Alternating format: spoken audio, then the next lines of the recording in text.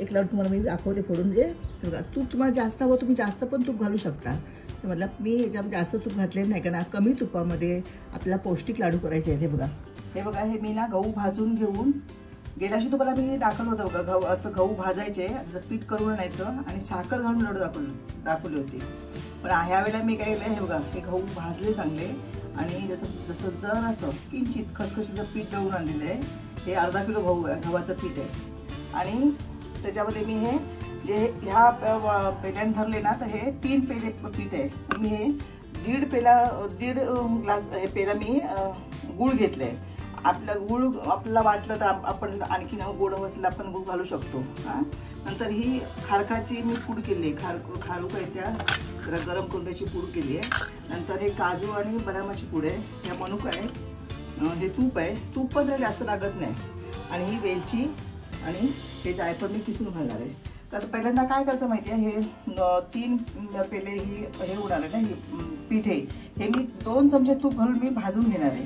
आणि भाजून घेतल्यानंतर थंड करणार आहे आणि मग त्यात गूळ मिक्स करून मी ते मिक्सर लावून त्याची एकजीव गूळ आणि पीठ एकजीव करून घेणार आहे. जसं आपण मुगाचे लाडू केले तसंच करणार आहे. पण हे कसं, मी इतके दिवस ना मी याच्यामध्ये साखर घालून करायची आणि त्यामुळे साखर आपल्या तब्येतीला जर चांगली नाही आहे, त्यामुळे ह्या वेळेला म्हटलं गूळ घालून आपण ते लाडू करून बघूया. तर त्यासाठी हे पीठ बघा कसं आहे, ते एकदम बारीक नाही करायचं, जसं आपण चपातीला आणतो तसं नाही करायचं आहे. तर मी आता हे पीठ काय करते, हे 3 पेले पीठ आहे ना, हे मी या कढईमध्ये भाजून घेते. हे बघा याचा रंग कसा आहे तो बघा, याचा रंग आणि भाजल्यानंतर त्याचा रंग कसा होतो ते पण तुम्हाला मी दाखवते. तर आता पहिल्यांदा छान सुवास पण येतो. हो, चांगला सुवास येतो. आणि आपण गहू भाजताना मी गेल्याशी दाखवले आहेत, चांगल्या ज्या लाह्या निघतात चांगल्या तडतड वाजूनच्या. आणि असं पीठ आहे. ह्याचे लाडू आपले पौष्टिक पण आहेत आणि आपल्या तब्येतीला आपल्याला चांगले येते की आपण साखर जास्त खाऊ नये, साखर शरीराला चांगली नसते म्हणून.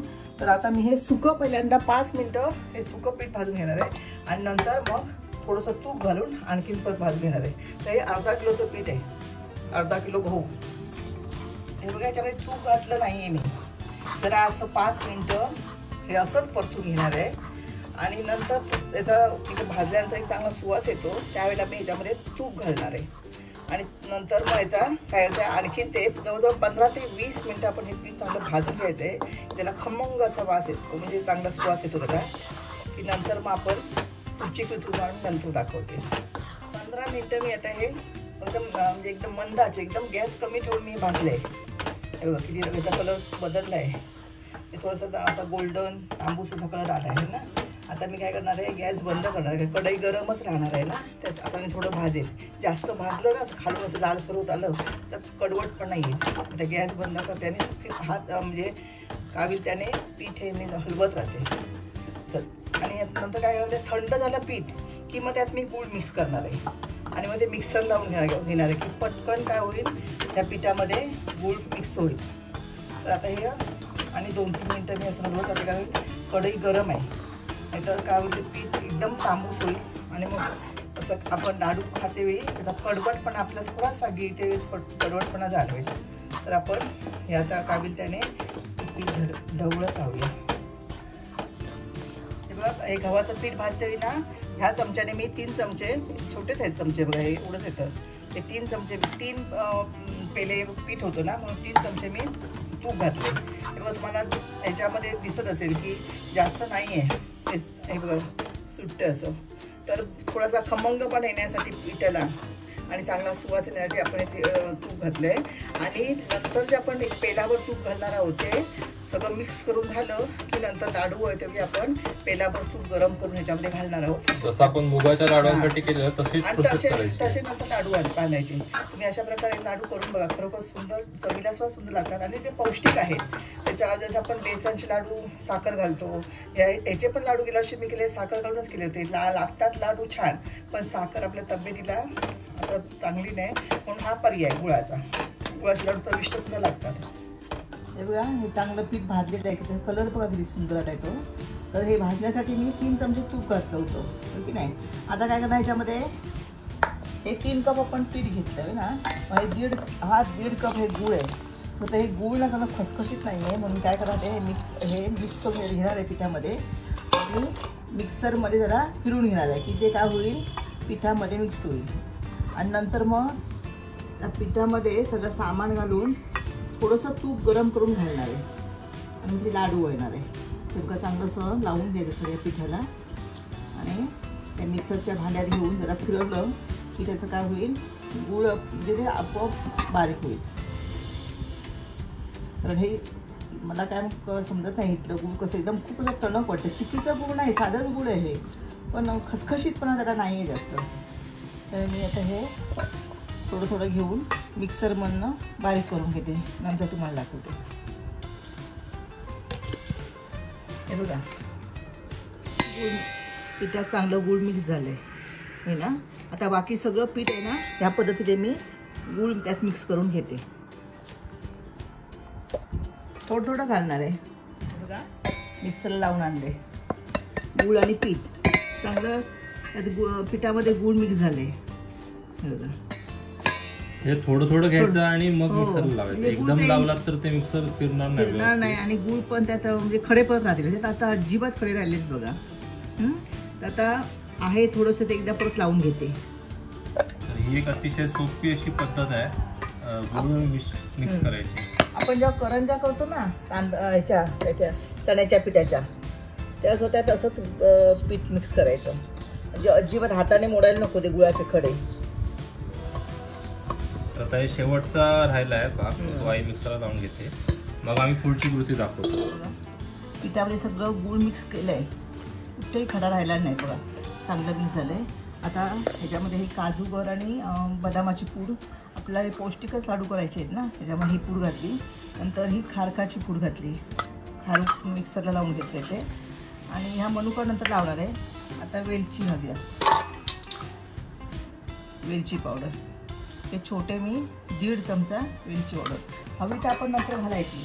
आणि ह्याला चांगला एक स्वाद येण्यासाठी हे मी जायफळ, अर्ध जायफळ पिसून घालणार आहे. जायफळचा सुंदर स्वाद येतो ह्याला. गुळाचा कोणताही पदार्थ म्हटला ना चिमूटभर मीठ हवं. मीठ घातलं की चांगली चव येते, पण अगदी चिमूटभर मीठ. आता हे सगळं आपण मिश्रण एकजीव करून घेऊया.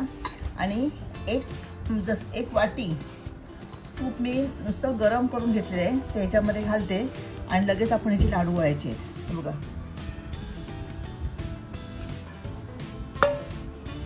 हे 1 वाटी तूप मी गरम करून घेतलं आहे. थोडं थोडं घालणार आहे, जसं म्हणजे आपल्याला गरज वाटेल त्याप्रमाणे आपण घालायचं आहे. मिश्रण आपण घेऊन घेऊया, मग आपल्याला कळेल आणखीन हवं आहे का. पण हे कमी तुपातच आपण लाडू करायचे आहेत, म्हणून याला पौष्टिक लाडू म्हणतात. हे तूप गाईचं आहे, त्यामुळे शरीराला ह्याच्यापासून काही अपाय होत नाही. आणि थंडीच्या दिवसामध्ये आपल्या शरीराला तुपाची गरज असतेच, कारण आपलं म्हणजे थंडीने आपली म्हणजे एकदम सुकल्यासारखं होतं की नाही, ते थोडं त्याच्यामुळे बरं वाटेल. हे बघा घालण्याची गरज नाही आहे, नंतर हवं तर आपण हवं चांगलं असं रगडून घ्यायचं पीठ एकजीव करून. आणि मग आपल्याला हवे ते आकाराचे आपण त्याच्यापासून लाडू बनवायचे. दहीच्यावर मी मनुका लावली आणि लाडू बनवणार आहे. बघा लहान मोठे लाडू कसे वळायचे ही पण एक कला आहे. पहिल्यांदा असे घट्ट करून घ्यायचे बघा असे, आणि नंतर मग 2 बोटाने नंतर मग असे असा असा करून आकार द्यायचा की आपोआप त्याच्यावरती हे बघा तूप दिसायला लागतं. तूप सुटतं जेव्हा आपण घळवतो जसे तसं मग तूप सुटतं त्या लाडवांना आणि ते तकतकीत होतात.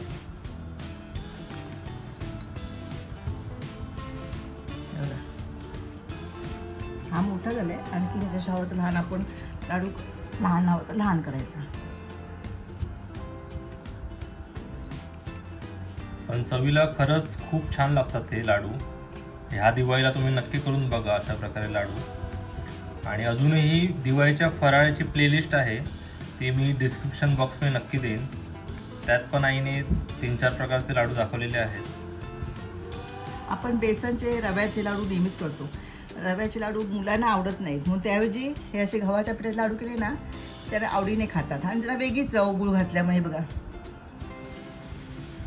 असं केलं की त्याला आपोआप तूप सुटतं. तर अशा प्रकारे मी आता बाकीचे लाडू सगळे वळून घेते.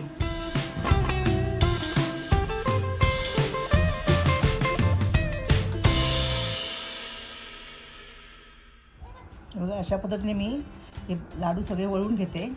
आणि नंतर अर्धा किलो गव्हाचे किती लाडू झाले हे तुम्हाला मी सांगते. हे बघा, अर्धा किलो गव्हाचं पीठ आणि त्याच्यामध्ये 300 ग्रॅम गूळ आणि थोडं ड्रायफ्रूट्स घातलं आपण, ते ड्रायफ्रूट्स, आणि हा 1 कपभर भाजण्यापासून लाडू वळेपर्यंत तूप, असं मिळून आपण हे सगळ्या साहित्यामध्ये 35 लाडू घातलेले आहेत.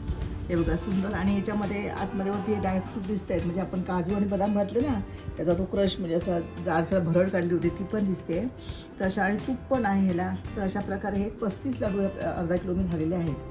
तर ह्या दिवाळीला तुम्ही अशा प्रकारचे लाडू करून बघा आणि कमेंटमध्ये नक्की सांगा की कसे झाले लाडू ते. एक लाडू तुम्हाला मी दाखवते फोडून, म्हणजे बघा, तूप तुम्हाला जास्त हवं तुम्ही जास्त पण तूप घालू शकता.